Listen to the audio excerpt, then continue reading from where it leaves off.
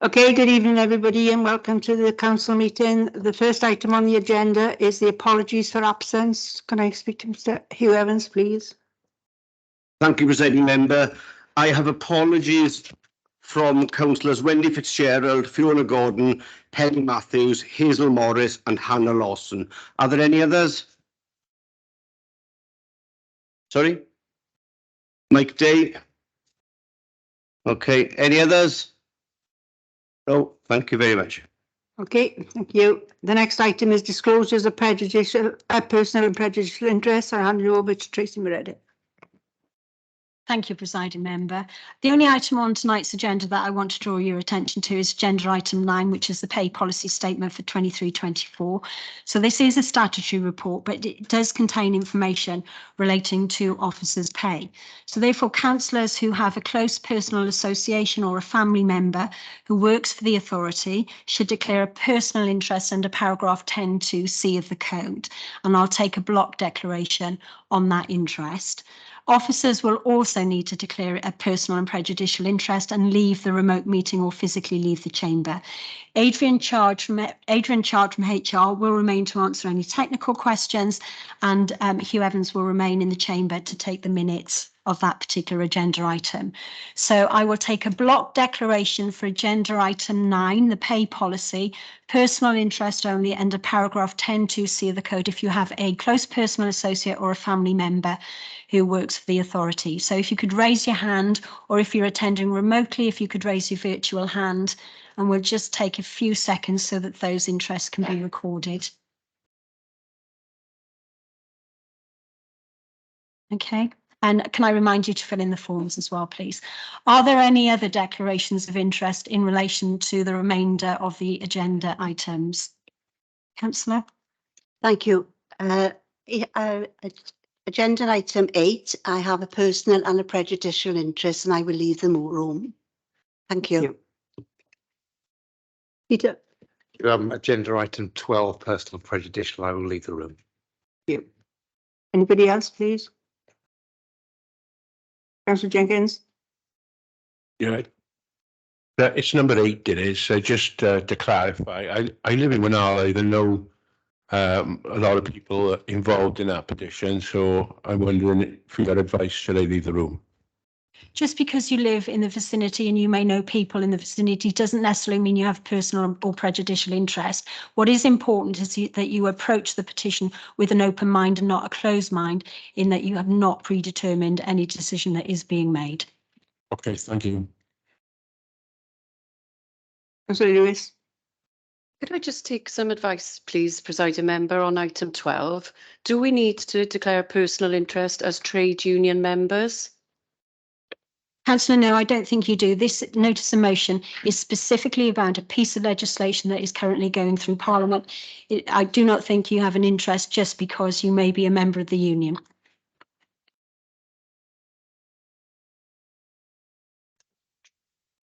Sorry, Councillor Tribe. Councillor Tribe? Hello there. Hi. Okay, Councillor Tribe, you can speak. Right, yes, I have a personal interest in section number 8. I have a daughter who works for the Swansea City Council. So, sorry, that's a personal interest in relation to agenda item 9, the pay policy? That's right, yes. Okay, we'll note that. Thank you. Thank you. That's it then. Okay, thank you. We move on to item 3 then, and that's to approve and sign the minutes of the previous meeting as a true record. And that's pages 1, 2, 3, 4, 5, 6, 7, and page 8. And then we have page 9, page 10. And then we go on to page 11, page 12, page 13, page 14, and page 15. All in agreement? Okay, thank you. We move on then to item 4, and that's the written responses to questions asked at the last ordinary meeting of the council, and those are on pages 16 and 17. And then we move on to the announcements of the presiding member, is myself. And the first announcement, unfortunately, is condolences. I wish to refer to this, it's with sadness that I refer to the recent death of the father of Councillor Fiona Gordon. And also it's with sadness that I refer to the recent death of Claire Drakeford, wife of the First Minister of Wales, Mark Drakeford. So can I all ask you to stand for a minute silence, please? Thank you.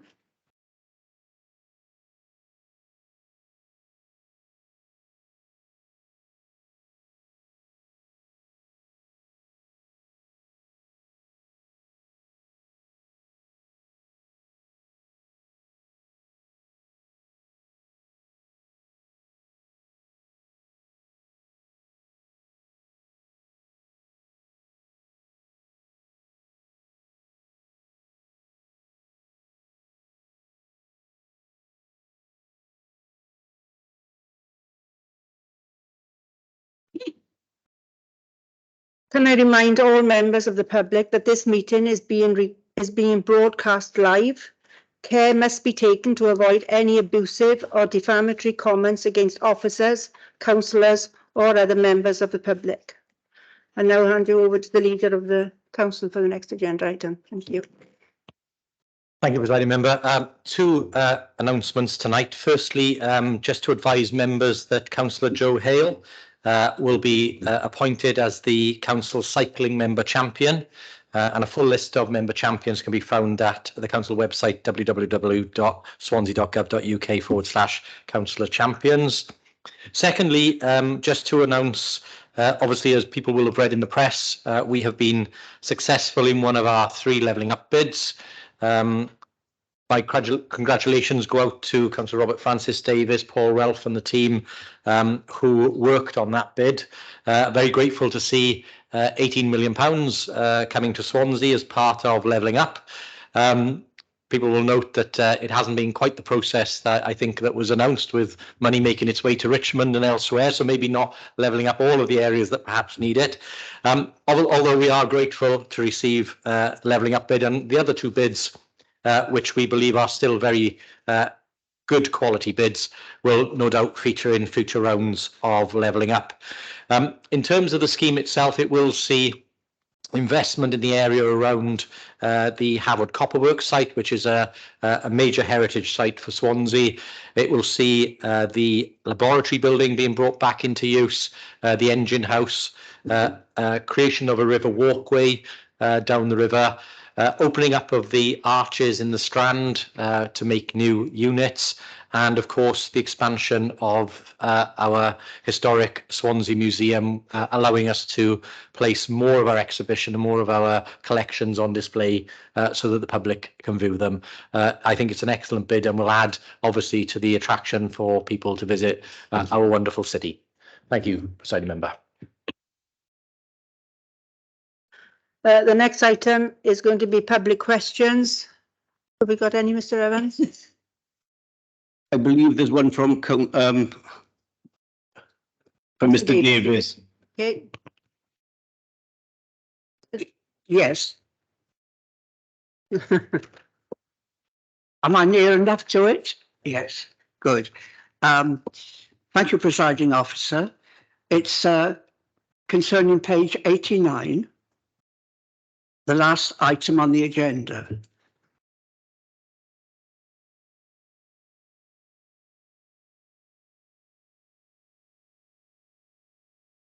A letter of this nature, by the way, my name is David Davis from Penclouth. A letter of this nature is one that should be endorsed by all freedom-loving members of this chamber, and one with which I particularly identify, as my family and I were personal friends of Nye Bevan in Ebbw Vale. Indeed, Aneurin was asked by a reporter, "How long do you think the NHS would last?" And he responded, "As long as the people wanted it."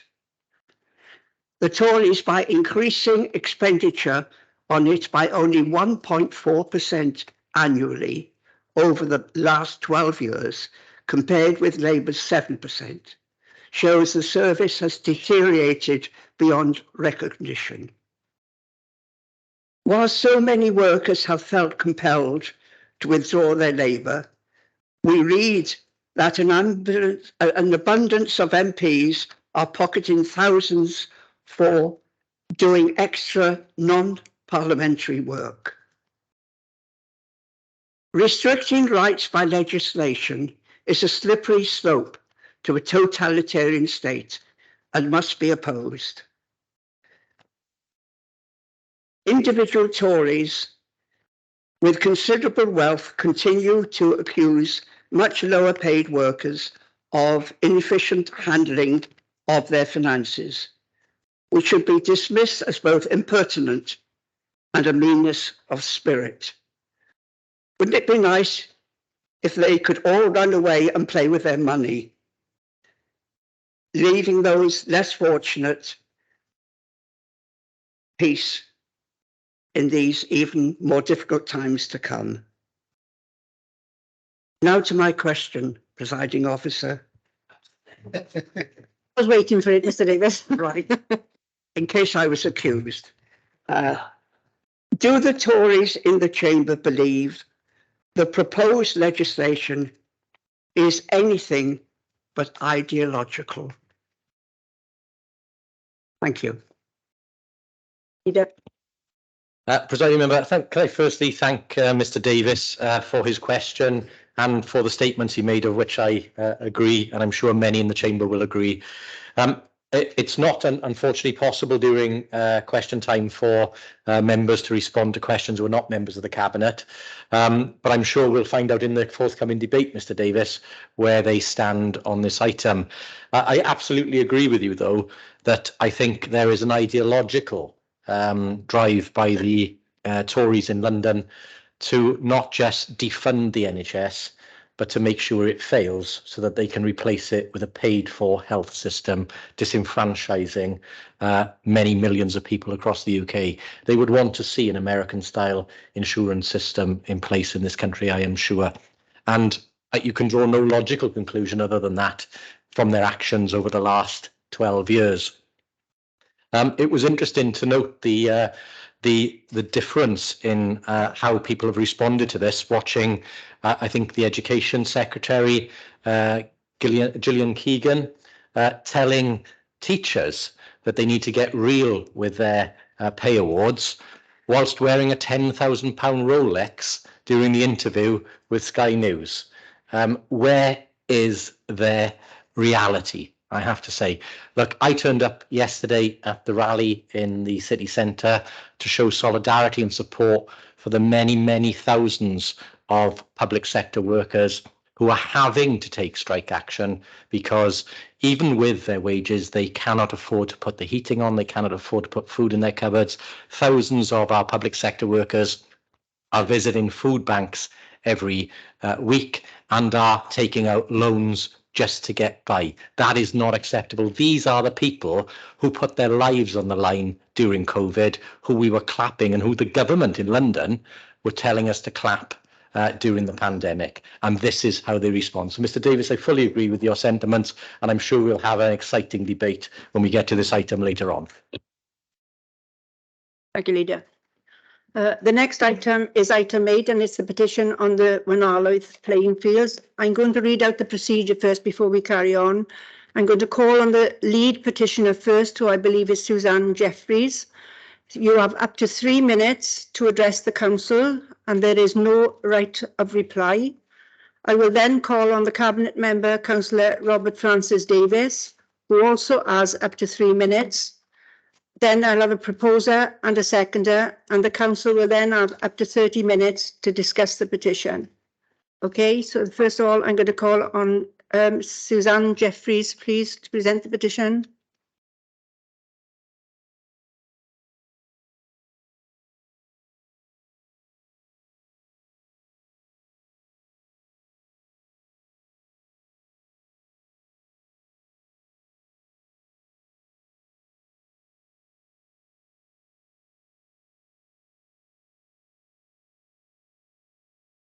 Okay, can I introduce myself? My name is Suzanne Jeffries. I speak on behalf of the petitioners. Not everybody is able to attend today due to work commitments and transport issues, but they will be supporting us online. Another thing, I'm not quite sure of we believe several council members, including the Cockett Ward councillors, may have a conflict of interest in this case and should, or we ask, would they declare it now, please?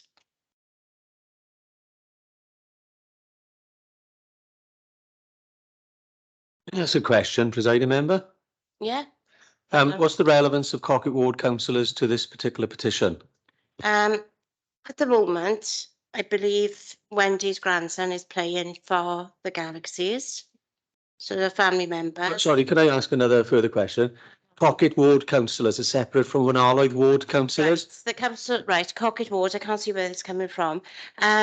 When the application for fencing went in, and a letter of support went in from the Cockett Ward councillors. Call on the legal officer. Can I just say, this is a petition around the playing fields. It's not actually for you to comment on what interests you think that members actually have or have not. Right. Members know that they can always come to me to discuss any potential interests that they may have, but I think you need to focus on the petition as opposed to what potential conflicts of interest members actually have. Okay.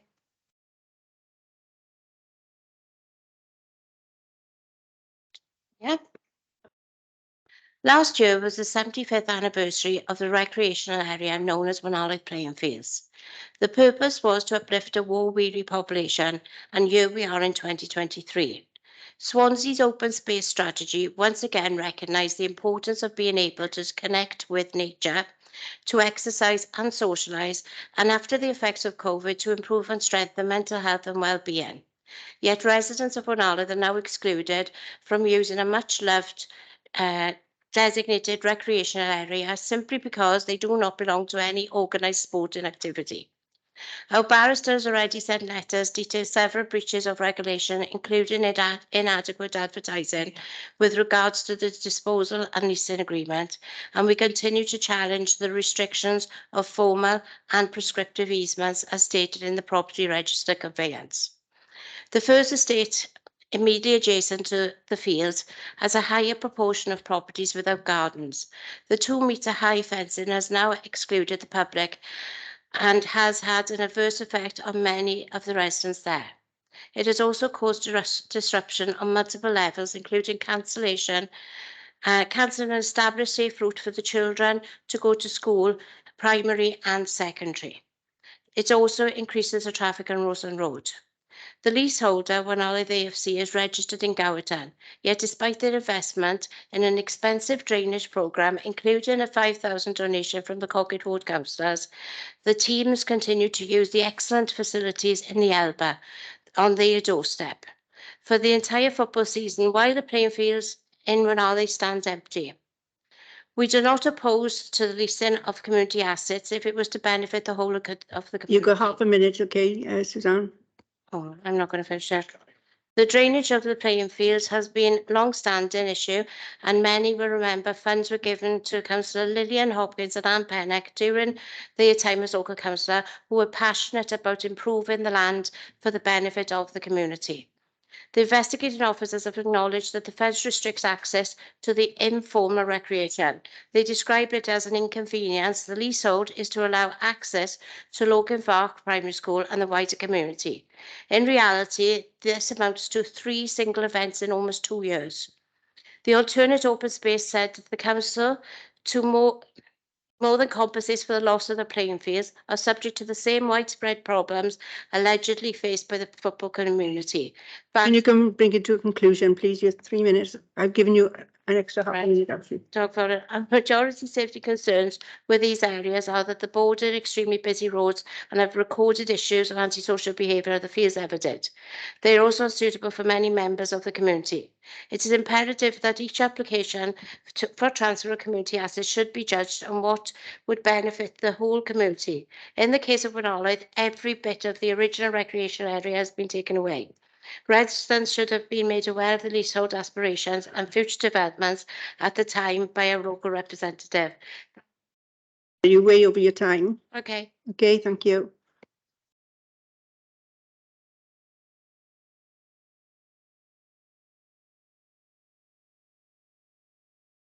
Thank you for the petition and for attending council tonight.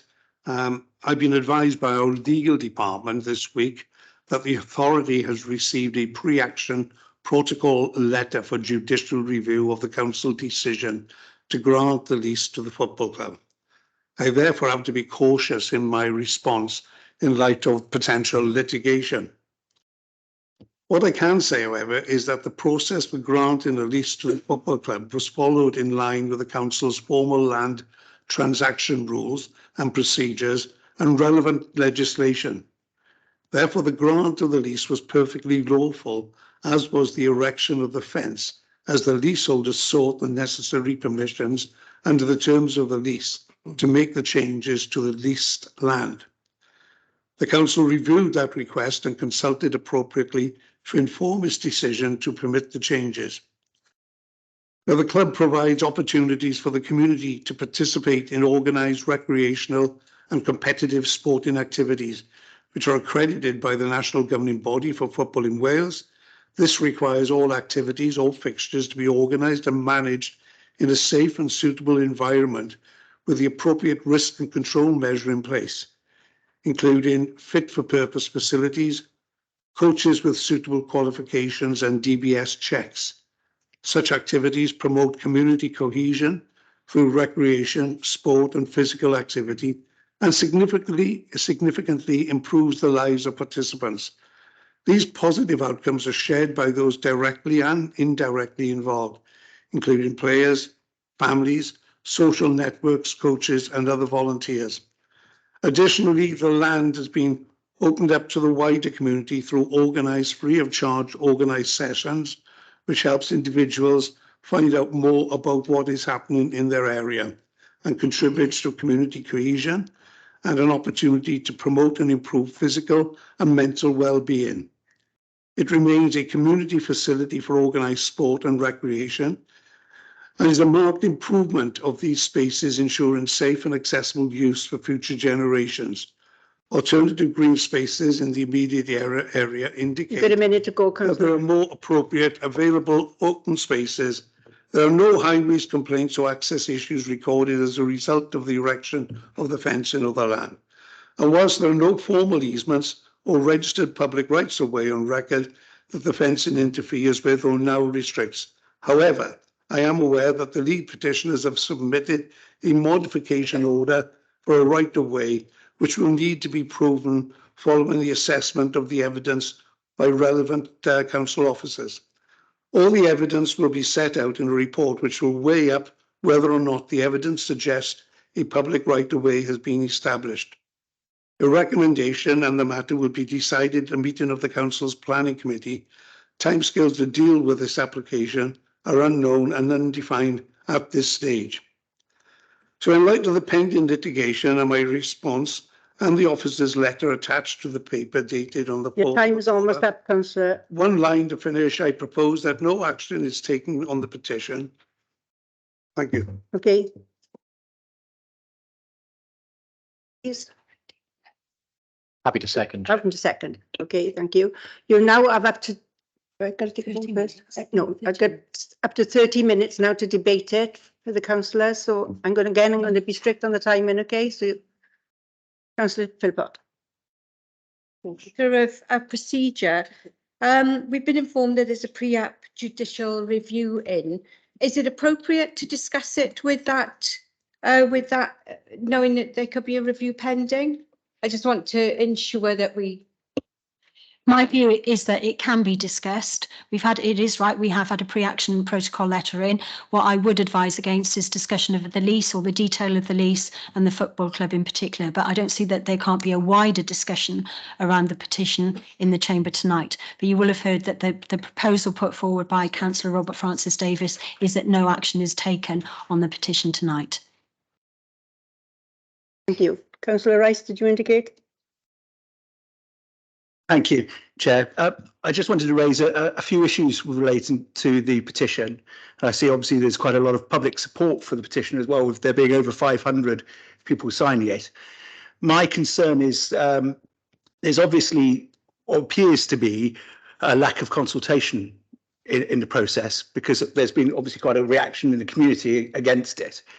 And I know that there's been a proposal, and I'm aware of what's been said in the room regards to judicial or potential judicial review. I would suggest at least looking at the council commission's further investigation into the matter before doing anything further than that, because it is quite unusual for us to fence off an area which has been regularly used for many decades by people without quite a wide consultation.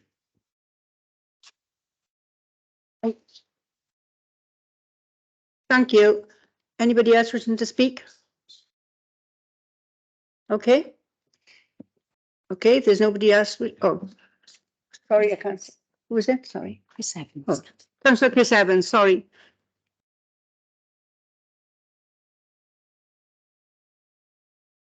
Following on really from Councillor Rice, with the application in for possibly adding a right of way under the 20-year rule, I think it would probably better to look at option 3 really for further investigation rather than going with no action.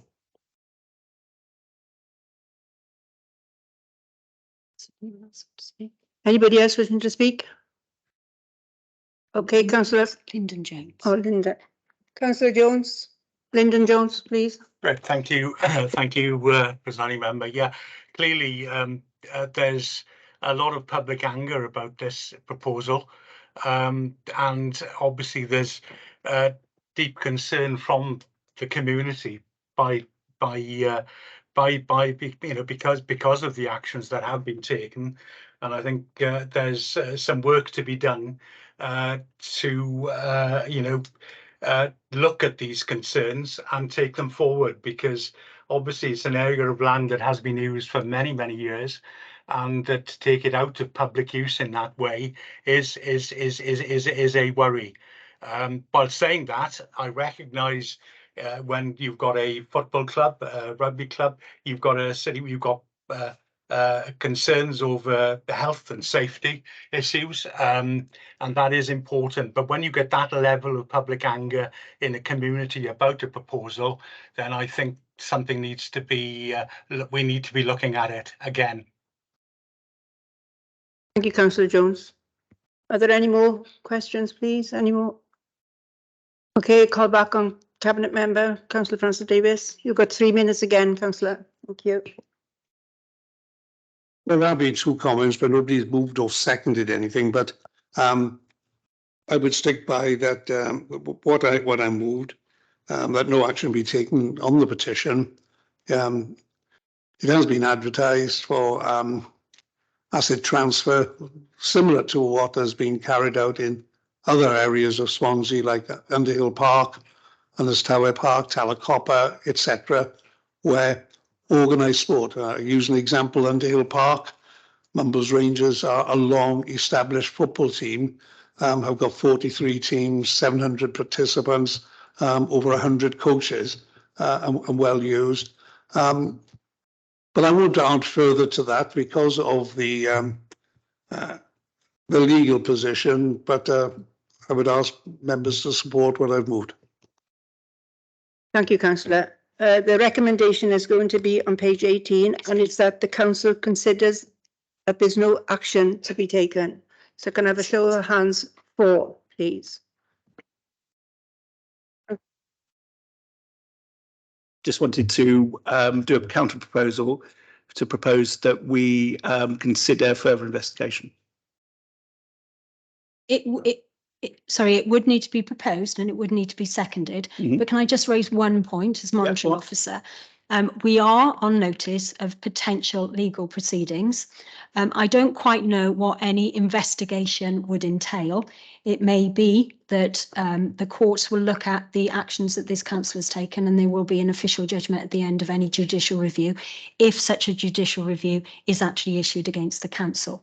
So I think you do need to exercise some caution here about triggering an investigation when actually the court may be considering the case in due course. Okay, I defer to your knowledge there in the door.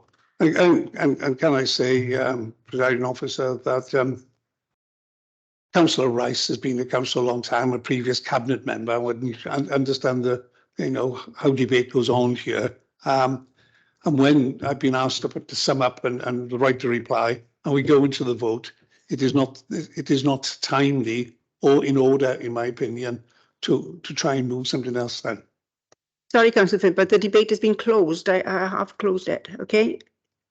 The recommendation is that there's no action to be taken. Can I have a show of hands for support, please?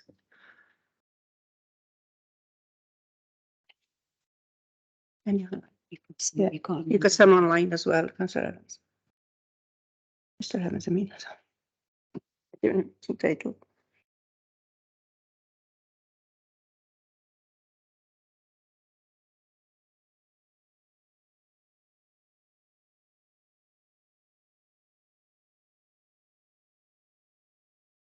Okay, anybody against? Any abstentions?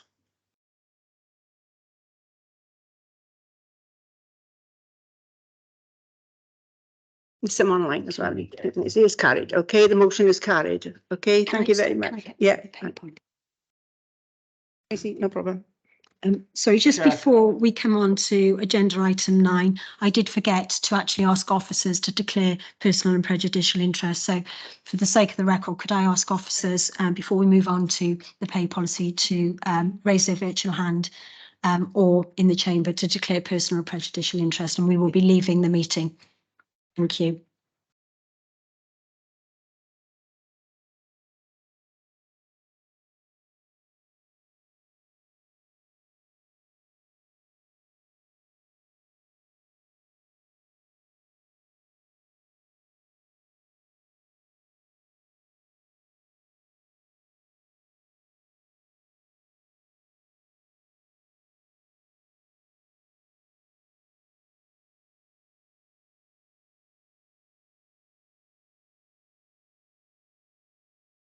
He was got to stay in because he's got 2 minutes on so is Adrian.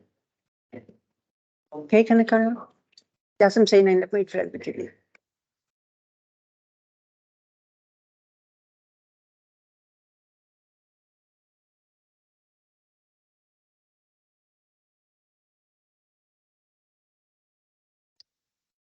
Excuse me.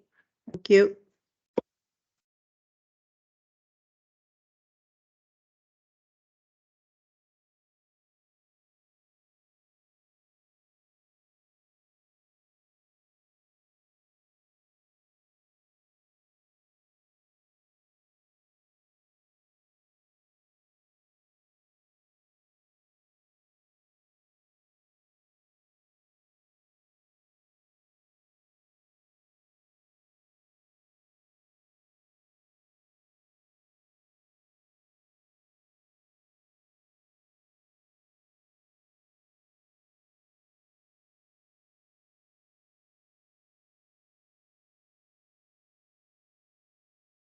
On to item 9 then, and that's the pay policy, and it's being led by Mr. Chard. Yeah, it's, to be honest, it's just a technical report. It's a statutory obligation that we've got to do this report. Before I bring Adrian in, I think it's, rather than go through it page by page, I'm quite happy to move the report at a particular time. If there are any technical questions of Adrian Chard, I'm more than happy. I'm sure he's more than happy to add them. So formally move the report. Chair, I'm very happy to formally second, and again, repeat, if anybody's got technical questions, Mr. Chard is here. Okay. Okay. Do I have a show of hands to support it, please?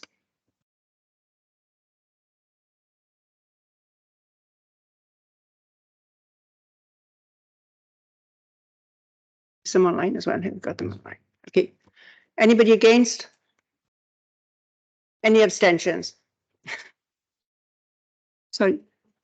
That's Thank you. Any technical questions from Mr. Chard, please? No? Okay, we can call the officers back in then. Okay.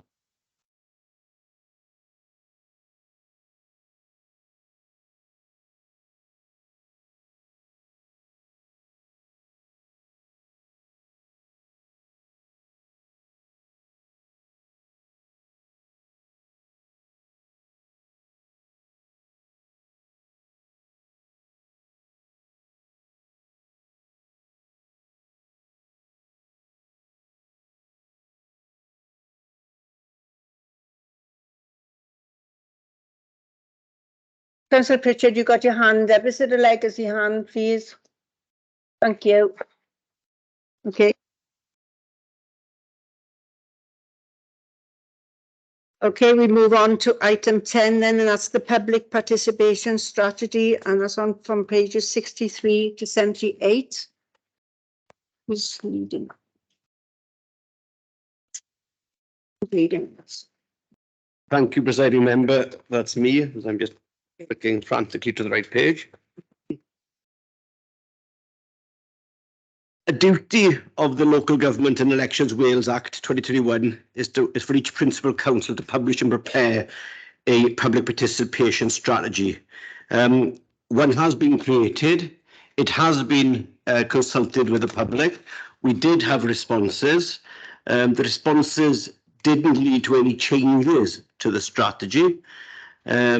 And in front of you is the participation strategy, which you need to consider. I've got nothing further to add to the report.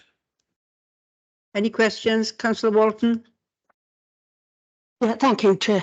I'm more than happy to support the strategy, but just something that I want to stress is the importance of the corporate delivery committees, which is not actually mentioned specifically in this strategy. I just want to highlight the fact that as a council, we agreed to set these up, particularly to help all councillors have a say in how council is run. Now, I appreciate there's a link in the document to the corporate delivery committees, but I do strongly recommend that the next time this comes up for review, we actually have a paragraph specifying what they're to do with, and also make it clear from now on, when this strategy is used, that they are part and parcel of the council's decision-making process. Thank you. Walton. Do you want to respond to that? Yeah, just to respond to that, the CDCs, as we call them, they are in the council constitution. They are completely in order within the process. They are not omitted from this per se. They are a committee, like there are other committees not mentioned in this. They are captured by the Global Term Committee. But I'll go with whatever council wish on that. Chair. If I may, just to be helpful in terms of backing up Councillor Walton's comments, I think it was just a matter of the fact that corporate development committees do play a vital role in policy development. Scrutiny play a vital role in scrutinising policy delivery. So I think the point was that given the critical role that they play in the council, that a paragraph was worthy in the next report of their work. Councillor Holly, then I got Councillor Peter Black. Councillor Holly in first. Thank you, presiding member. I appreciate what Councillor Walton and the leader are saying. But at the end of the day, this is not a compulsory occupation. This is not a compulsory part of this council. And I think to say that we need to be part of policy development is like asking Labour MPs to be part of the policy development of the Conservative Party. Now, I know they might like to do that, but I know that is an impossible situation. So there we are. You know, we are asking a group of opposition councillors to be part of a development policy, to develop policy. Well, if they are developing policy, how can they then scrutinise it? It does not make any sense whatsoever. So I understand what Councillor Walton is saying. I understand what the leader is saying, but it doesn't make any difference. If you are developing policy, which you're perfectly entitled to, the controlling group of the council, they come forward with policy. The opposition is here to scrutinise that policy. and to put it in front of the public and to highlight what the council's doing. Now, I know our colleagues in the Conservative Party want to be part of that development, but they also signed up for the city deal. And I know the leader was appreciative of that and how he appreciates the city deal and how the Conservatives are part of it. But at the end of the day, you develop policy and we scrutinise it. I cannot ask members over here to scrutinise the policy they are setting up. That's a nonsense. Yeah, Chair, if I may, just a couple of corrections, if I could do. I think Councillor Holly misses the point that as the biggest group on the council, majority of scrutiny is undertaken by Labour members because of the makeup of the council. Secondly, I would say, can I point out? I'm making my comments. I did sit quietly while Councillor Holly was there. That's all. On the chair, I am the Chair, I am speaking, Chair. Point of order. Chair, I am speaking. One second. I made the point of order is not. Chair, and the second point I would make is that this council is the major policy making body of this authority. This chamber, this authority, the people sitting here, that's where policy is made. It's in this chamber. So, you know, you can't have it both ways. I understand the Liberal Democrats' embarrassment about not taking part in the corporate development committees and the fact that they still take a remuneration even though they don't participate in all the functions of the council. You know, it is an embarrassment. I understand that point. However, you know, the point, I think the most important point here is there are important functions of council, and all we were suggesting to Mr. Evans is that there's a drafting amendment, nothing more than that. It didn't need to be a debate, Chair. I understand it needs to be no debate, but we are having one. But anyway, that's besides the point. I do appreciate the fact that the leader of the council said that a lot of Labour councillors scrutinise the policies of this council. Can I remind him that as the chair of finance and performance, we had to ask the Labour whips to send people along to that scrutiny board because none of them turned up. Now they do turn up occasionally. So I think it's a bit ingenuous of the leader to say that. Thank you. Councillor Black. Thank you, Chair. Can I first of all commend my leader on his very good exposition of the Local Government Act of 2000 and the basic principles behind it. Just to point out that CDCs do not actually have any decision-making powers, but as the leader says, they do feed into the policy process. My question really is that now we have this policy, which I support, and which basically sets out what we've been doing for some time in writing. How is this policy now going to be promoted to the public so that they're aware of what is in here on a continuing basis, and they help them understand how they can interact with the council? Thank you, Chair.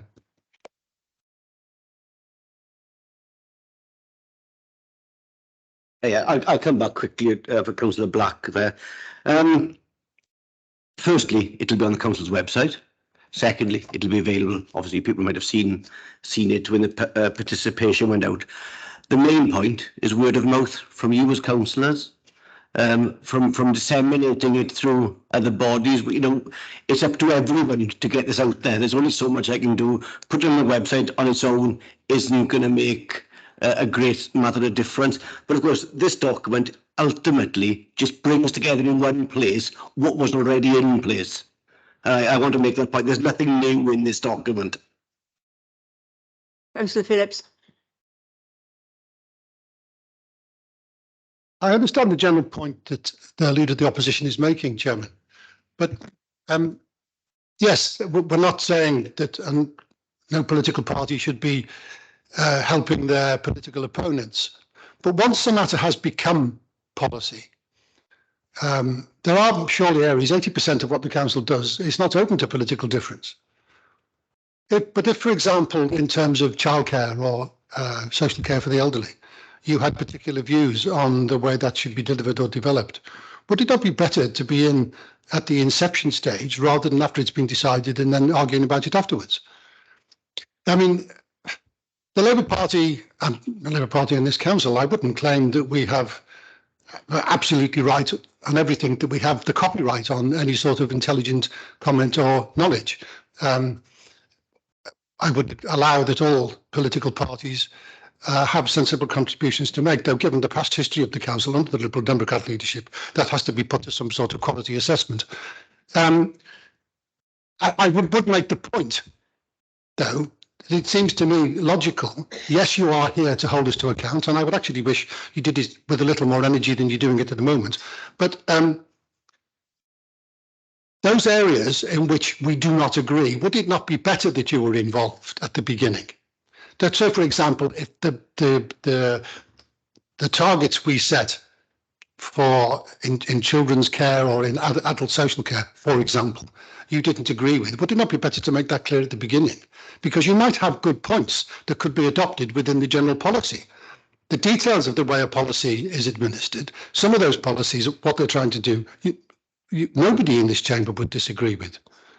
I fail to understand why involvement in that is considered to be a party political matter, because it isn't, I don't think.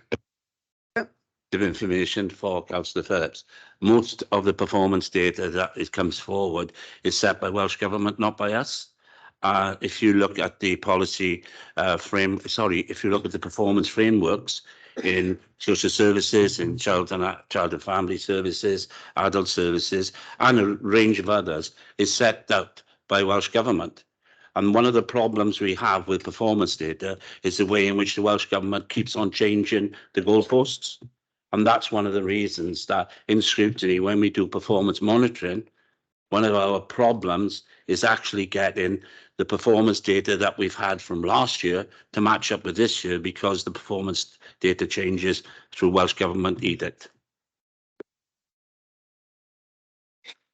Two quick points. One, I'm not sure what Councillor Stewart said, but I certainly didn't say that the corporate delivery committees make decisions. I was trying to get across the point they are part of the decision-making process.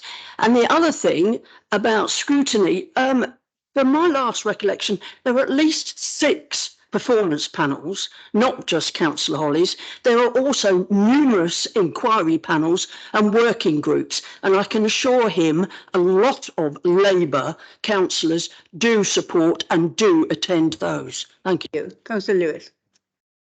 Yeah, I just wanted to come in, presiding member, following on from the points from Councillor Phillips around the involvement of the members in this chamber. The members in this chamber, each and every one of us, represent our residents and our communities.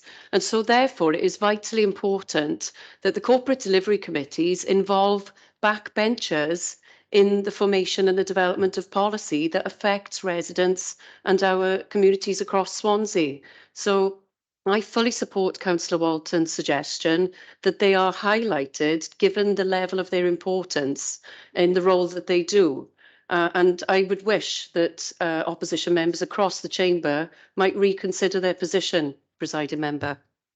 Councillor Lyndon Jones.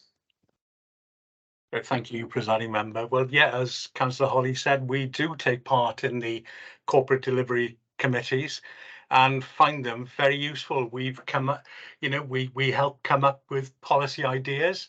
Nobody's got a monopoly of ideas, and certainly, in my view, they've done a lot of good work.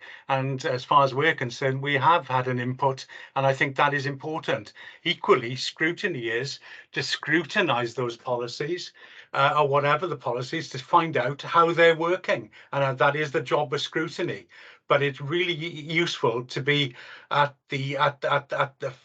there to help develop a policy that is good, for example, education in Swansea. And I think we need, and all of us need, to be part of that, and the same with other subjects as well.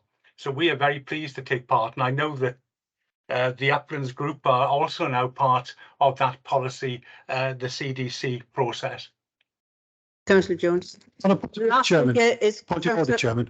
Pardon? Could we have a device as to whether it's possible for the clerk to record the comments of the Leader of the Opposition that the Labour administration have actually done some good things? The last speaker is Councillor Black. drawing Yeah, it thank you, close. Chair. I think the issue here is actually distinguishing between what is policy and what is scrutiny. I listened carefully to what Councillor Phillips said, and in my opinion, what he described as a scrutiny process, not a policy-making process. I think also that as these CDCs are chaired exclusively by members of the Labour group and effectively designated as deputy cabinet members, they sit squarely in the executive. And under the terms of the Local Government Act, there should be a separation between scrutiny and the executive. And my last point, as chair of the Scrutiny Programme Committee, can I say I welcome and value the contribution of Labour members to the scrutiny process, and those members who do take part make a very valuable contribution, and it is very much welcomed. Thank you, Chair. In response, Councillor Stewart. I said it was the last speaker, Councillor Hennigan. Councillor Stewart coming in. Thank you, Presiding Member. Look, it's just a point of information, because I know there has been some confusion about what's scrutiny and what's Corporate Development Committee. It's very simple. The Corporate Development Committees look forward. They are an opportunity for people from all parties to come together to help influence an idea at the start. And I think that is grown-up politics. That is about having a one council approach, even though we may come from different parties. It's an opportunity for everybody to have their say early on. Cabinet remain the primary decision makers, the executive of the council, and it's important, therefore, that Cabinet do not take part in scrutiny, but are called to account to scrutiny as the decision members. But it is a process that I think works very well. As you know, I don't often agree with Councillor Lyndon Jones, but I think he's hit the nail on the head. It is an opportunity, and it is grown-up politics. I think the point that maybe people are getting confused on is it doesn't impinge at all on scrutiny's role, because what scrutiny are there to do are to review policies before, or decisions before they're made, and to review policies that are in place. That is not the role of the CDCs. Now, again, I know we've had this debate a number of times, but it's easy. Scrutiny looks backwards and CDCs look forwards, and that's a simple divide which should be helpful to everybody. Okay, can I have a proposer and a seconder, please? Seconder? Councillor Lewis. Everybody, the recommendation is that the public participation strategy adopted and added to the council constitution. Can I have a show of hands for, please?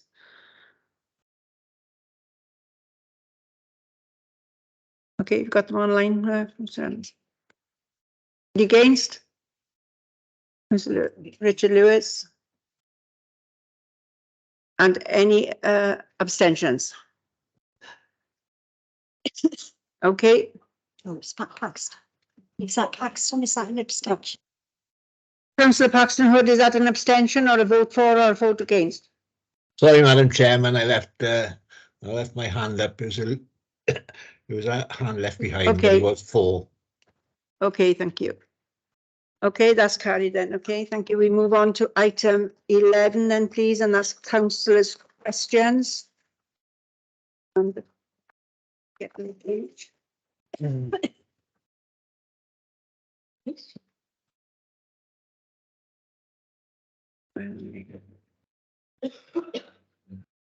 just need to find the right page. Okay, the first is from Councillor CMJ Evans, please. Any supplementaries? No supplementaries. Question 2 is from Councillor Sam Bennett and Jeff Jones and Linda James. Any supplementaries? Councillor Sam Pritchard. Sam Bennett, sorry, I'm giving you a new name now. Sorry, Sam. Apologies. I was just trying to find my signature there. Thank you, Presiding Member. I am a bit disappointed with the response from the Cabinet member here.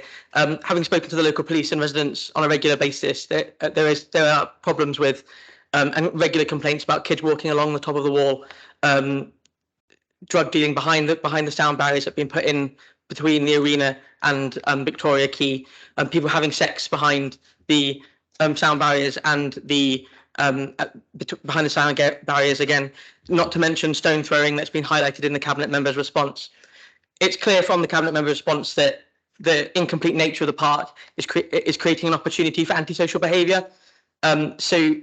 And indeed, in recent weeks, we've seen some progress on that park go backwards, not forwards. So can the Cabinet member give residents a clear timeline for the completion of the park to reduce opportunities for antisocial behaviour? Yeah, okay. Thanks, Councillor Bennett. And unfortunately, we have been in scrutiny today, and you was there, and the topic is ASB, and you will have heard over the last couple of sessions and today of all the partnership work that is going on in regards to antisocial behaviour across the ages and within the council and outside, you know, with our partners. And yes, we know we have got a hotspot down there, Sam, and we are addressing it. And as further than this response, there is a lot of work going on, and there's a lot of people dip in and out the area and really try and monitor it and keep on top of it. We've got the PCSOs, we've got everybody out there, but I certainly will speak to Gareth and the officers tomorrow and come back to you with something a bit more specific on a timeline to reassure residents down there. But if you can take it back, that we really are aware of everything, and we are putting, you know, everything into solving these matters. But I know there's no quick fixes. Lots of the behaviour has been going on in the sand dunes and everywhere for a long time. But I will come back to you. Thank you, Councillor Pugh. Councillor Mary Jones. I was quicker putting my hand up, that's why. In the response, there's a paragraph about the Liberal Democrats never supporting delivery, and then it goes on to say about the end of the years of drift and decay and lack of ambition. Will the Cabinet member agree that when the Liberal Democrat independents were in administration, that they cleared up Labour's mess by spending £40 million to restore the Guildhall to its former glory, only to see that through apparent lack of maintenance, that water is pouring into the building under the clock tower and also into the Brangwen Hall, which necessitated wonderful panels being covered in polythene to protect them? That doesn't look to me as if we were letting things drift. Councillor Rice. Thank you. Question there. My question is this: were the police consulted in design of the coastal park, the arena, and the bridge connecting to the city centre? Presiding member, are we still on the ASB topic, or are we? No, there's another question just come. Councillor Pugh, this come in from Councillor Rice. Right, okay, so I didn't know if I was responding to Councillor Jones first or at the end. What do you want me to do? Oh. Thank you. Sorry, respond to Councillor Mary Jones first, and then I'll bring in Councillor Rice. Right, okay. So sorry, Alison. It's hard this end sometimes, you know, online. Yeah, look, I'm not going to get into the arguments over whether you've done a grand job or not. The Guildhall is lovely. Nobody disputes that. It's beautiful, but we could have arguments over what you spent your money on and how we would have done things differently. And you know, there is a maintenance program. That's not my portfolio, but we are aware of leaks, obviously, and doing things in accordance to sort that out. So you know, anything else, if you want to ask me on the ASB, I will. I can't discuss the maintenance, Councillor Jones, because I'm not an expert in that field at all.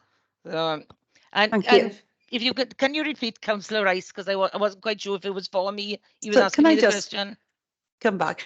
It's in the answer, and I understand it's probably not your portfolio, but it shouldn't have been put in the answer then in that way. So maybe somebody else at the end will answer my question. Leader, did you? Andrea. Presiding member, if I can come in and answer Councillor Jones's question about Brangwen Hall. My understanding is the repairs have been made, and I think everyone in this chamber will hopefully appreciate and empathise. We have had unprecedented weather, unprecedented rain, storms, and this does have an impact on buildings. And no matter how much investment you put into a building, everybody with a home will know that you always need ongoing maintenance and repairs, presiding member. So thank you to Building Services for fixing it. Well Thank done. you. Right, Councillor Rice, if you'll repeat your question, please, because I don't think Councillor Pugh heard it. Thank you. The question is this one is, were the police consulted in design of the arena, coastal park and connecting bridge to the city centre? If I can come back in and say there's always a partnership here Whether it be ASB, whether it be the design, that there's always partnership working, and the police have been heavily involved. The leader will be able to answer far more on a city deal than I will, but I do know that from my end, all the partnership working is in place, and that has been demonstrated loud and clear. And I think every councillor here knows that we work very closely with the police and the city centre, and our officers, you know, with all the sort of integration and the problems that we know arise out in the city and that. So I would say that we have fantastic partnership working, Councillor Rice. Leader, did you want to respond? Thank you. Yeah, thanks to Councillor Pugh for picking up the ASB issues. On the supplementary questions around the arena site itself, because obviously that spans both myself and Councillor Robert Francis Davis's portfolios. In terms of the design of the bridge and the coastal park, yes, absolutely, the police have been involved all through, and obviously there is security design considerations which the police have fed into in terms of the design of both the bridge, the ramps, the site, the accesses, all of that. So as you would expect, that has been an intensive process throughout the design of that facility. I didn't quite catch the second part of Councillor Jones's question. On the clock tower, there will be a note going round to councillors on that. Yes, fully accept that a significant amount of public money was invested in this building. Having invested in it, of course, you then chose not to use it properly. And when we took over, we moved back here, didn't we, to use this fantastic building. So, you know, there's no point spending money on a building and then not using it. So we're very grateful to be in here and using this fantastic building. I've got to say, so, you know, you don't spend money on a house and then not live in it, do you? So hang on, one voice. So that's the first thing.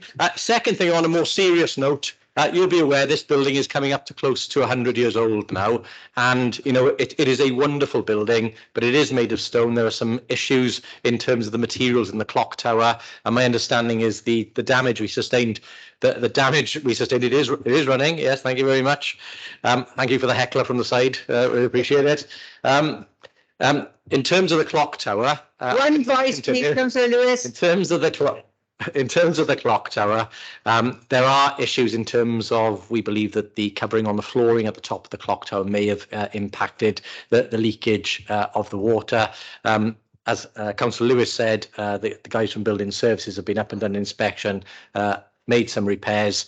It is something that we will continue to monitor and take action on as we go, because everybody values this building, but we cannot give a 100% guarantee that in very bad weather there will not be some issue that we will need to deal with. Right, Councillor Jeff Jones. Thank you, Chair. Yeah, I lost a bit of track with the sequence of questions. Yes, questioners. I got two questions here. I must admit, I was a bit surprised to see the cabinet member responding to this question in the first instance. But anyway, I've got two questions. My first one is, with regards to the comments on the Liberal Democrats not fully supporting the arena or Copper Bay, can I ask the cabinet member if she understands the role of scrutiny to act as a critical friend, as was brought up earlier in the public participation strategy? And the second question, would the cabinet member agree that the deal was secured in conjunction with our partner authorities in Carmarthen, Neath and Talbot, Pembroke, the universities and private sector, and with input from the Welsh Government and the Westminster Government? Our role really of the 1.3 billion city deal, which I understand has not been fully commitment from all the parties, was to actually borrow 135 million to fund the project in Swansea. Thank you. Chair, if Councillor Pugh is happy, I'll deal with both of those because they are city deal questions, if that's okay. Okay, yeah. On the first point, it's not an unusual position for us to reach, I guess, in terms of whether you support the scheme or not. I think Councillor Holly made the point earlier about opposition members holding members to account. I'm not aware of any positive statement you've made around the city deal in your time on the council. If you have made one, I may have missed it. Maybe you can direct me to it. But I don't believe you've made any supportive or positive statement on the city deal at all. On the second point you made, I think you may have misled, and you may want to retract that comment, because there is certainly no question over the stability or status of the city deal. It is signed off by all parties. The 9 projects are now in delivery, so they're fully signed off by the Welsh and UK governments. Both governments have released money into the deal, which is as a result of the projects being signed off. And I'd remind you that we're the only deal in Wales to have allocated over 99% of its money and its resources, and we're the only deal in Wales to have all of their projects in delivery. I just, my concerns actually revolve around the private sector commitment, which I think is about 50% of the city deal, you know, the funding and so on. From my time on the regional scrutiny, I actually brought this up with regards to actually signing or whatever, coming into total commitment of the funding, and the answer I had was no, it hasn't been committed. Chair, and again, I think Councillor Jones is ignoring part of the answer he was given there. It was made clear that the private sector money could not be formally secured until the projects were approved, and therefore the procurement of that private sector investment could then follow. Commitments were made, which were as strong as they could be prior to the signing of the deal and prior to the official sign-offs by the governments. If you review the joint committee meeting which took place today, you'll see not just myself, but officers of the central office and of other councils updating in terms of private sector commitments and money that's flowed through. My understanding is that since December 2021, which is when we achieved the 9 projects being approved, around £20 million worth of private sector funding has flowed. But the profiling of the private sector money, the majority of that is due to come in between 2027, I believe, and 2033. So it's expected to flow at a later stage, because you would not expect that money to be flowing at this point in time, because we are still at an early stage of delivery of the projects. Thank you. Well, thank you for confirming that, and I look forward to that actually happening. Councillor Holly. Thank you, Presiding Member, and I'm absolutely delighted that the Cabinet Member gave us this answer. Whether or not she wrote it all, I'm not quite sure. There is a tint of, in that answer, Councillor Pugh, of other people's reply, and he's smiling at the moment, so I'm assuming he did do it. Anyway, you were a nurse with someone who I have great admiration for, as you can imagine. And you believe in accuracy, and you believe in the facts as they are. So I would like at this occasion to actually put some facts right and give you some information, which I know the leader there. I've already asked the question. Councillor Holly, I need a question. I did. I said I'm sure the Cabinet Member would agree with me about the accuracy. That's not a question. You know, if you're not listening, that's not my problem. I think you're all filibustering out there now. Remember, because you always listen, you were very attentive, not like some of the brothers and sisters. Anyway, I shall get back. I will not be distracted from this. In the reply, it says drift. Can I assure you, in 2004, the only thing we drifted into was a mess.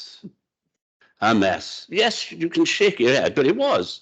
You know, this building was a mess. Well, we won't tell you about the leisure centre because that was closed, and there were messes elsewhere. You know, one of the things. Just to let you know, Councillor Holly, we've got 3 minutes of I know. One of the things I really was upset in was that we built a perfectly good stadium. Everybody worked very hard, you know, except when it opened. I did say the Labour Party done a really good job, except it didn't connect up the under-soil heating. And the first thing it went to be used, we had to pay to get that done. Decay, I don't think we let anything decay. As a matter, we've done the opposite. Rebuild this building, we've done a few others. Point of order. Well, point of order and accuracy while he's waffling, Presiding Officer. It's filibustering going on out there. He mentioned that they had to put in the undersoil heating. No, we didn't put it in. We connected it up. The undersoil heating, the football club and the rugby club said they didn't require it. And the words were because of the close proximity to the Gulf Stream and that very little games would be called off. I remember it distinctly in a meeting. And so therefore, you know, it was never put forward because it had to be put forward on a budget. And that is probably the best value football ground to have been built that took Swansea to the Premier League. I Okay, don't disagree. The 30 minutes are up on the question. Oh, come on. No, I'm going Let me to. finish, man. You give him all the time in the world. You know, lap I'm trying to be fair to everybody. all what have you. Oh, it's very unfair, presiding member. Not like you at all. Not like you at all. You was Okay, I'm fair, being pro- genuine person. I'm going to take all those cakes away from you now if you carry on. Okay. Yeah, I'm not giving him any more to call in. Okay, we're on to part B. There's no supplementaries. Okay, so we're moving on to the notice of motion, please. Who's leading on this? Is it Councillor Stewart? Yeah. Chair, thank you very much. This motion is self-explanatory, but it's really disappointing that we even have to be talking about an item like this. We know that the Conservative government in London has for some time had huge disdain for our public sector workers. They, as I said in my responses to Mr. Davis, were the lifeblood of this country that kept us going through the pandemic. Every Thursday, we'd be out clapping nurses, doctors, teachers and others who were putting their lives on the line day in, day out, whilst the rest of us sheltered from the worst effects of the pandemic.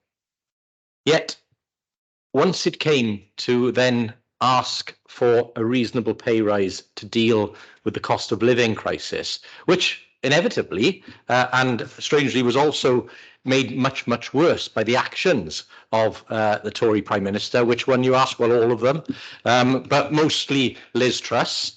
The UK government did what it normally does, bury its head in the sand and say no.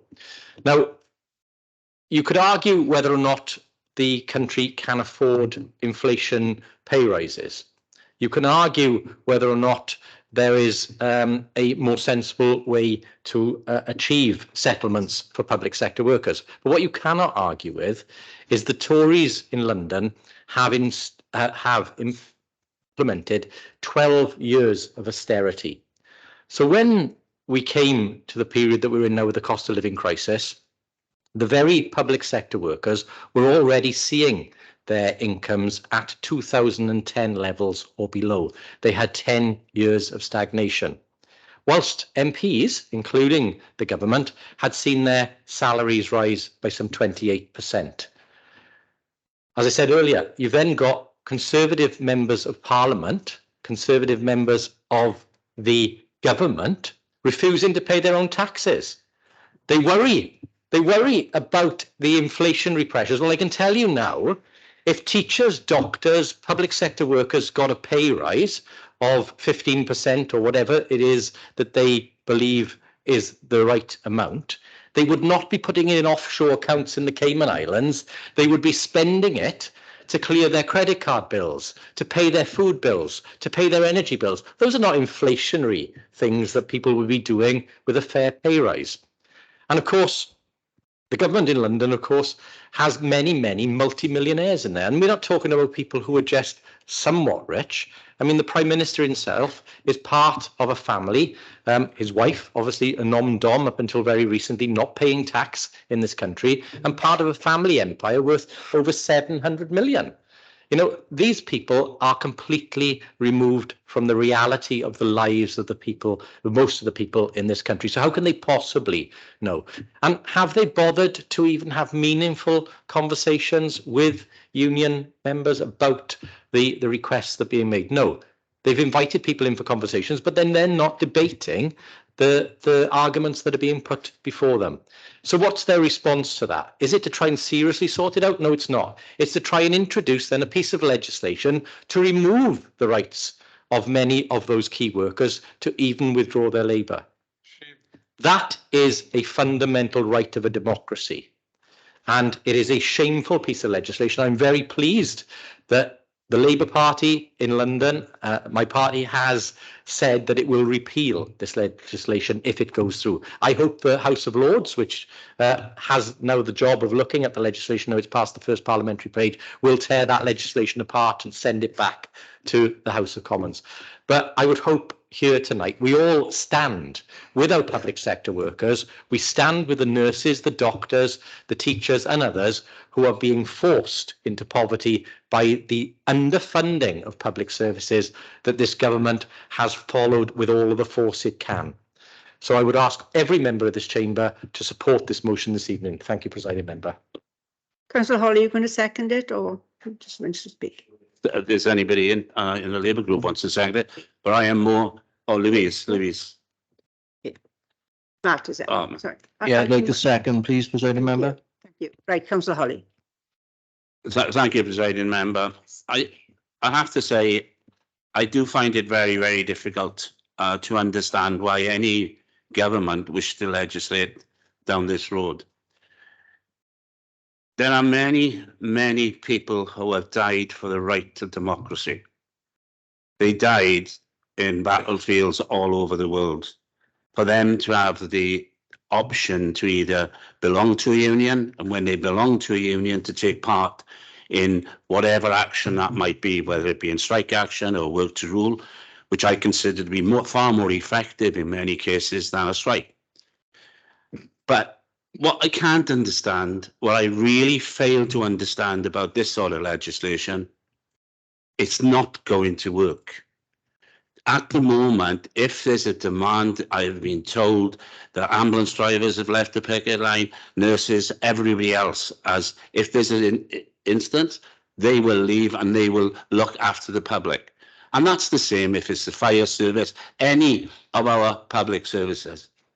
And we should be very rightfully proud of them all. So I think that, I think it's ideological, but more fundamental, isn't there a touch of meanness about it? It's not just, oh, you know, oh, we want to show we the bosses type of thing. It's a bit more than that. It's really mean. Mean to tell people we're taking a right, a basic human right to get away from you because we can. And that's why I fully support this notice of motion. Councillor Peter Black. Thank you, Presiding Member. Can I start by saying how proud I was to be in Castle Square yesterday, supporting those calling for a living wage for public service sector workers. And certainly I support everything that the leader and Councillor Holly have said in this regard. But this bill is a dangerous piece of lawmaking for more than the reasons which have been stated so far. Not just because it's another attack on the so-called right to strike, but because it effectively allowed ministers to rule industrial relations by decree. Not only in what they are currently regarded as essential services either. The bill describes itself as a piece of legislation to make provision about minimum service levels in connection with the taking by trade unions of strike action relating to certain services, unquote. It is not clear, though, what provision means, where it begins and where it ends, what minimum levels actually mean in individual cases, whether strike action includes other forms of industrial action, or where the boundaries of certain services are drawn. The bill lists 6 services: health, fire and rescue, education, transport, radioactive waste and border security. Those are very broad categories covering many activities. Not all are provided by the state, so hundreds of private firms will be directly affected by ministerial decisions. In some sectors, life and limb cover is required by law already. Yet strikes in education, for example, place the public at less direct risk than strikes in the fire service could do. Other industries such as fuel or even banking could be regarded as essential services but are not covered in the bill. And how do we define a minimum level of service? It is the Minister's job under the new bill to specify what this means, sector by sector, depending on the dispute. The bill gives them enormous scope. The legal commentator Joshua Rosenberg describes one clause allowing ministers to amend, repeal or revoke other laws, even before they come into force, as a supercharged Henry VIII clause, which basically the minister has virtual automatic huge power to do that. The International Labour Organization, in which the UK is a founding member, has rules and conventions about minimum service levels. You would hardly know this from the bill. Instead, the bill gives ministers sweeping new powers, which they could use wisely and narrowly or recklessly and across the board. It will all depend on the good sense and competence of the government in question. That is not a happy thought, is it? This bill is dangerous, it's undemocratic, and it's unnecessary. The House of Lords, yes, should tear it apart, but I think it should be opposed in full, because not only does it take away the right to strike, but it gives ministers unprecedented power to interfere in the day-to-day lives of businesses and the public sector and people's lives themselves, and that is not good in any democratic state. Thank you for that. Thank you. Councillor Gibbard. Thank you, Presiding Member. I was going to say I'm happy to speak to this motion, but as a proud trade unionist and from a family of proud trade unionists, I'm not happy at all. I'm absolutely furious. And I think some of the things I'm about to say have been already said, but I think they're worth repeating. This piece of legislation is just the latest in a string of actions by this current government, which is no exaggeration to say is straight out of the playbook of an authoritarian, or dare I even say a fascist state. A Home Secretary who others migrants and people seeking asylum, calling it an invasion, suppression of the right to vote with compulsory ID, which will effectively exclude over 2 million people who don't have passports or driving licences or other recognisable forms, the new Policing Act, which allows ministers to make up their own definitions of noisy and disruptive in order to stop our basic civil liberties, and now a blatant attack on trade unions, undermining our ability to self-organise and to withdraw our labour, a fundamental human right. No one wants to go on strike. It's a last resort, but sometimes it's the only tool that workers have left when negotiations have failed. And the only reason we're seeing this current wave of strike action is because of the complete failure of the government and other employers to come to the table in good faith and negotiate fair settlements. The motion rightly mentions health workers in particular, our supposed COVID heroes who Tory ministers stood on their doorsteps to clap, but won't back up this applause with decent pay and conditions. But this legislation goes much further than that, restricting rights for workers in health services, fire and rescue, education, transport, decommissioning of nuclear installations, management of radioactive waste and spent fuel, and border security. As Councillor Black said, it's so broadly written and so vague, it'll affect so many industries, public but also private, at the whim of ministers. They say it's to ensure safety, but as Councillor Holly said, ambulance workers always agree cover, with staff leaving the picket line to go to emergencies. Nurses on their recent strike had sections of staff exempt. And if you think teachers won't make up for missed lessons, when not only do they genuinely care about their learners and want them to succeed, but ultimately the pressure on them to deliver results means they have to, then you're not in the real world. This legislation is an ideologically motivated attempt by an out-of-touch government, which has lost its grip on the economy, lost its grip on morality and ethics, lost its grip on reality, trying to regain control of the narrative, but falling back on the age-old Tory tactic of class war. Okay. Councillor Pugh. Yes, thanks, Presiding Member. And yes, I want to support this motion, and I could talk about many of the things like Louise. I come from a striking, proud union family, proud union member myself. You know, but I would like to concentrate on the health workers. And as most of you know, Christmas Day, I had a serious accident. It was classed as a loss of limb injury, and I have been in the NHS since 1986 as a nurse. Before lots of you were even born, I've seen huge struggles in the NHS. But I can honestly say on Christmas Day, I've never been prouder. Morriston Hospital responded to me like an absolute textbook. It didn't matter that they were queuing out the door. There was 17.5-hour waits for the doctor. There was 14 nurses short on a night shift in A&E. It was absolute chaos there, but I can't fault the care I had, and I still have my leg, and I was treated from the nurses to the radiographers to the doctors to the porters to the theatre, absolutely everybody. You could not fault that care, and that is what we're fighting for. We stood on those doors and we clapped. They are there for us. They are there. They are working round the clock, and they're using our food banks. It can't happen. It has to stop, and we cannot let this go on. And it's a sad day that the country has to fight back, but fight back it must. And we have to stand up and we have to stop this from happening. So I absolutely support this motion. Councillor Fogarty. Thank you, Presiding Member.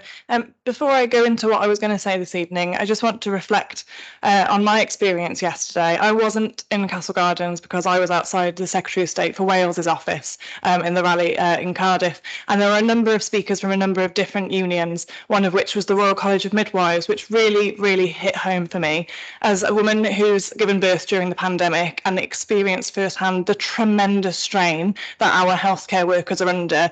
To hear that a woman from the Royal College of Midwives say our fight is not with women, it is with the government, was extremely powerful. People don't go on strike because they want to undermine patient safety or because they want to cause disruption or chaos. They go on strike because they have a real and fair fight that they are waging against unfair conditions and pay. But what I was going to say this evening is that Swansea is a city of sanctuary. And I say this a lot. And it's not just words. There are real people who are part of the organisation of Swansea City of Sanctuary. And yesterday they put out this statement, and I think it's worth sharing some of it as part of this debate this evening. So they say, we strongly support everyone's right to work with fair pay and decent working conditions and wish to express our solidarity with those publicly defending the right to strike. While Swansea City of Sanctuary focuses on promoting welcome and inclusion for those fleeing violence and persecution, we are equally committed to making our city a better home for everyone, and upholding human rights for all is a basic part of this commitment. Many asylum seekers have fled countries where rights are denied. In their home countries, they may have been forbidden from striking and often punished for demanding their right to strike when facing unjust working conditions, which threatened their own and their families' lives. And it is under these circumstances that many people become refugees. This isn't just about the right to strike, it is a wider conversation about the undermining, the persistent undermining of our human rights, and it's absolutely something that we have to stand firmly against. Councillor Phillips. David Phillips, you speak. Thank you, Chairman. It's sickly ironic. I'm not sure whether ironic is actually the right word, but it's certainly sick. That we have the government now conforming to type and passing legislation for the victims in the same way that they deal with immigrants crossing the channel. We try to stop them coming by trying to kill them. It's ironic that they're passing legislation in respect of controlling the workers in services for the public of Britain for failing or allegedly failing to provide minimum services when they're on strike because of the government's own abject failure in providing the minimum service in which these people are working and the services that the public of Great Britain are entitled to have. That when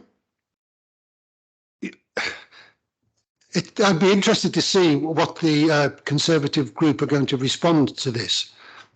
But the most important thing for me is that the consequences of the government's failure to invest, taking one example, the National Health Service, which is the reasons that there are insufficient money, allegedly, to pay doctors and nurses proper salaries.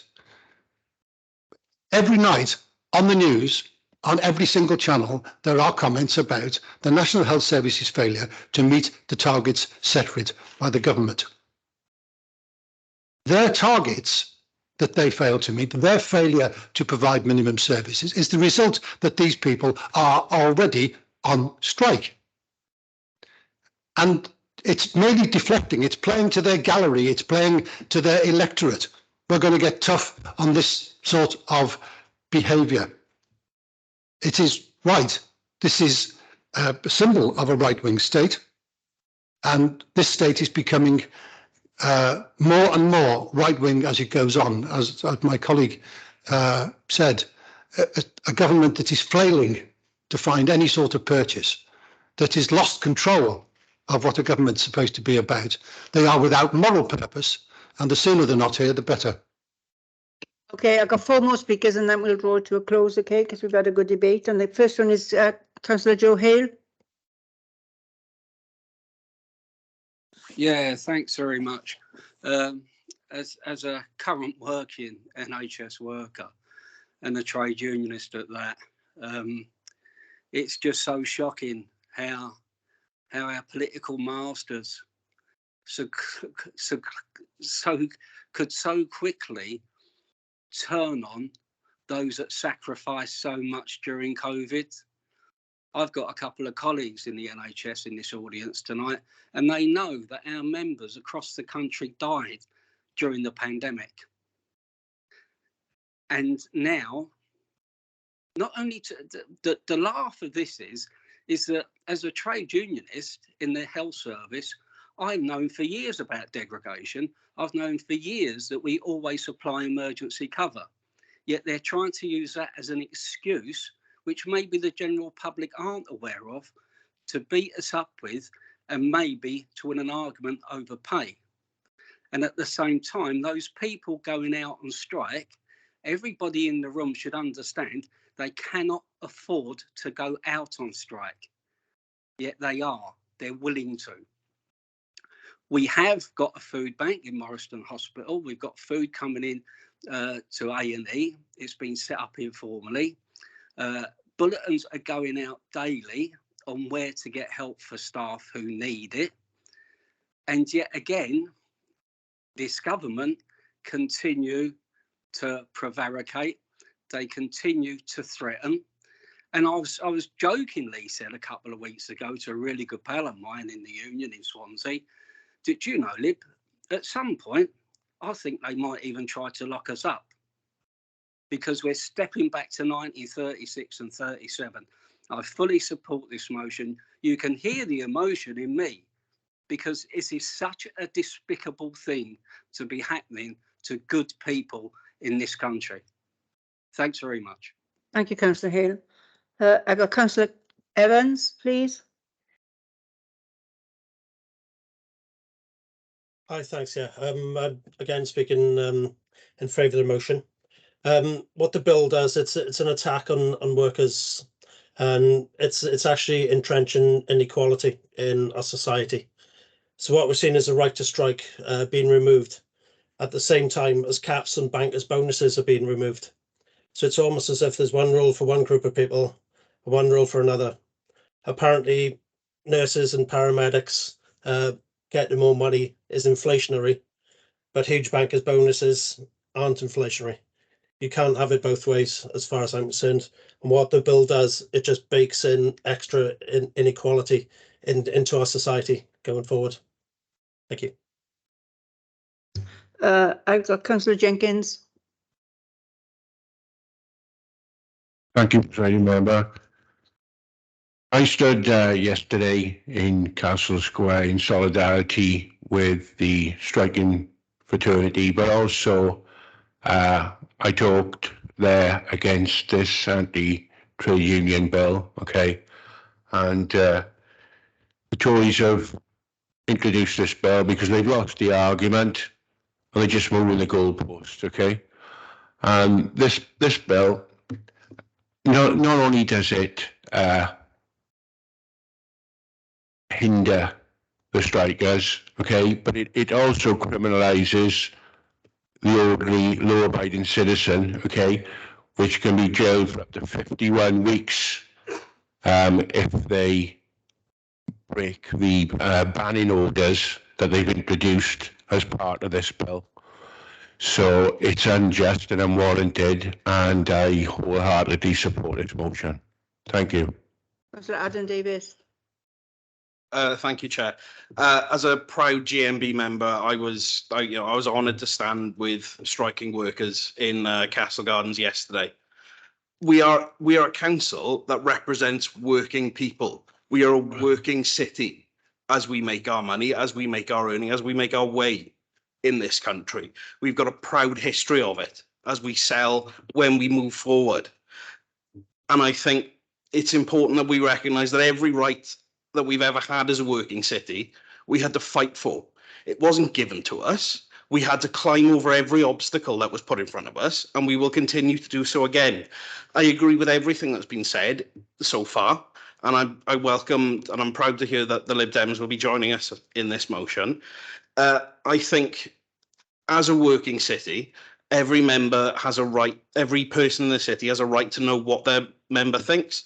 And I think the silence so far from Tory members, I think, betrays them, because I think they represent working people and I think they deserve to have an answer. And I think an abstention on this motion, which I suspect may be coming, is as good as an approval of the Tories' cruel sack the nurses bill. And I hope they'll join us on the right side of history, because this bill won't stop working people. We'll keep moving forward as we've always done. Thank you.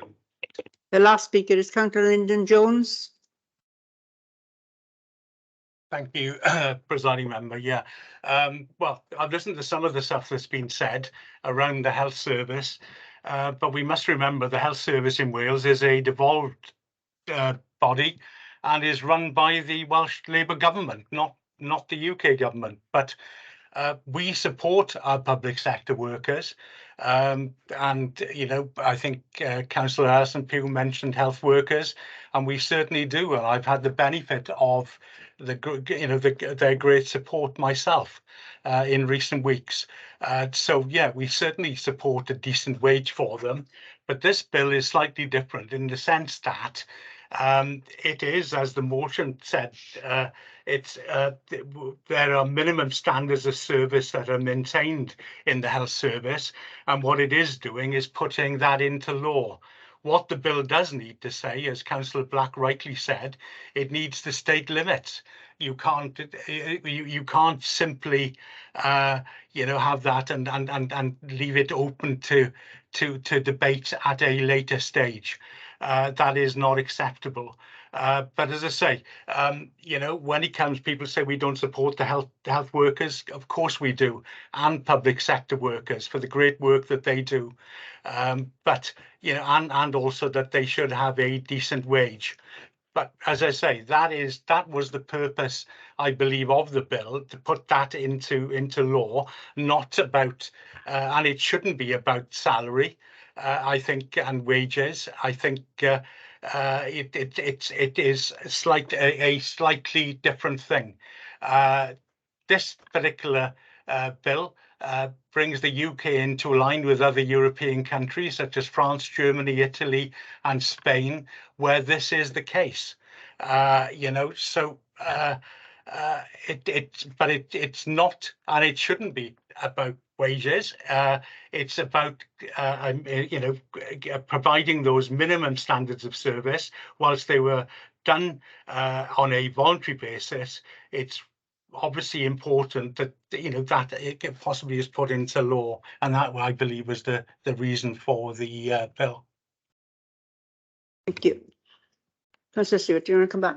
Chair, can I firstly thank the members who've spoken, the majority of members who've spoken, and thank them for their contributions, many more eloquently than I put in. And I just think it's really encouraging to see the strength of feeling and the togetherness in this chamber this evening by most members in support of our key workers and the rights of our workforce. The exception, of course, being the Conservative members who remained silent, and the leader of the Conservative, who obviously must have central office in his ear because he's repeating the nonsense that keeps coming out of them in defence of this completely outrageous piece of legislation. That it is not delivering the same standards as the rest of Europe. That's been challenged and proved to be wrong. As members have said in their contributions here, we already have minimum standard arrangements in place across a number of services. There is no need for this legislation. But what it does do, it allows you to criminalise people, lock up nurses, lock up doctors and put them in prison. The same people who you had the cheek to clap during the pandemic. If you were serious about this, you'd be paying them the wages they deserve. And do not suggests this is an issue for the Welsh Government. You know full well the funding that comes to Wales is insufficient. It is pocket money handed out by the Tory Treasury in London. And if the Tories opened the taps and let proper money come to Wales, in line with what inflation would be this year, the Welsh Government have had £1.6 billion, not the pittance you sent through from the Treasury in London. So do not try and shift the blame. There is shame and blame on the Tories in London, and as soon as the government's gone, the better. I hope all members support this motion, and I called for a name vote.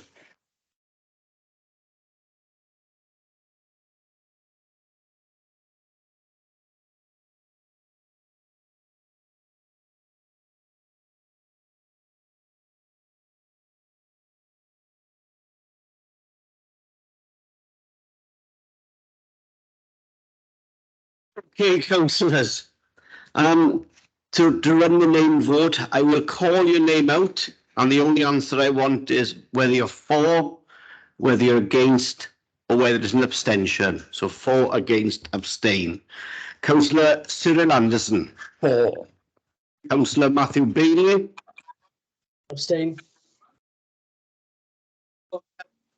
Councillors, please. Councillor Sam Bennett. For. Councillor Patience Bento. For. Councillor Peter Black. For. Councillor Jan Curtis. For. Councillor Adam Davis. For. Councillor Mike Day. Okay. Councillor Phil Downing. For. Councillor Ryland Doyle. Councillor Mike Dirk. For. Councillor Kerry Evans. Councillor Chris Evans. For. Councillor Mandy Evans. For. Councillor Rebecca Fogarty. For. Councillor Robert Francis Davis. Councillor Nicola Furlong. Councillor Louise Gibbard. For. Councillor Kevin Griffiths. For. Councillor Hayley Gwilliam. For. Councillor Joe Hale. For. Councillor Terry Hennigan. For. Councillor Victoria Holland. For. Councillor Chris Holly. For. Councillor Paxton Hood Williams. Abstain. Councillor Beverly Hopkins. For. Councillor David Hopkins. For. Councillor Linda James. Councillor Oliver James. For. Councillor Yvonne Jardine. For. Councillor Alan Jeffrey. For. Councillor Di Jenkins. For. Councillor Jeff Jones. Councillor Lyndon Jones. Abstain. Councillor Mary Jones. For.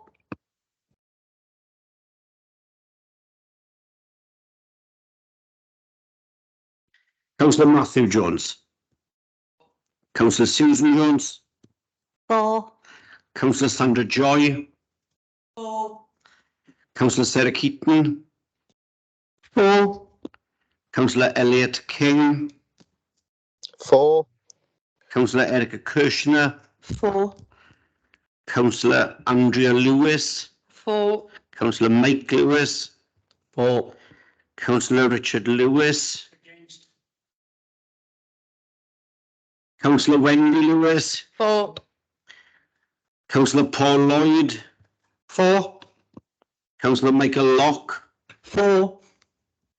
Councillor Penny Matthews. No, sorry, Councillor Nicola Matthews, apologies. For. Councillor Peter May. Councillor James McGettrick. For. Councillor Francesca O'Brien. Councillor Angela Connor. Councillor David Phillips. For. Councillor Cheryl Philpott. Councillor Jess Pritchard. For. Councillor Sam Pritchard. For.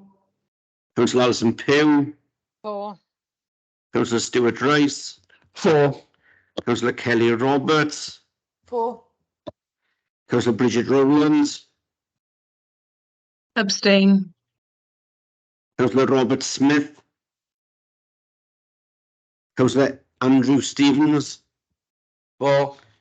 Councillor Rob Stewart, 4. Councillor Graham Thomas, 4. Councillor Will Thomas, Abstain. Councillor Mark Tribe, 4. Councillor Gordon Walker, Councillor Leslie Walton, 4. Councillor Mike White, 4. Councillor Andrew Williams. 4. Thank you all. So that vote is 59 voted for, 1 against and 7 abstentions. So the vote is carried. No, just the 1 against. No, what? One was against. I would 1 against. You were the only one that voted against, councillor Lewis.